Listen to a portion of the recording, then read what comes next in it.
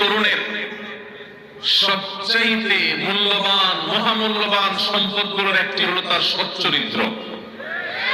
সচ্চরিত্র যদি নষ্ট হয়ে যায়, এই মুসলিম তরুণ, এই মুসলিম যুবক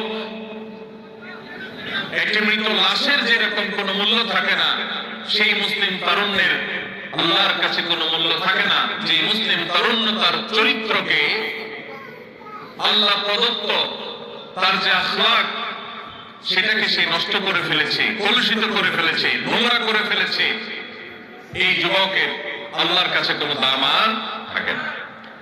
ভাইরা আমার, আপনি যদি কোরআন খোলেন আপনি দেখতে পাবেন ইসলাম আপনার যৌবনের যে তাড়না, আপনার যৌবনের যে উদ্যম, স্পৃহা, চেতনা, আপনার যৌবনের সে যে শক্তি, এটাকে আল্লাহ রাব্বুল আলামিন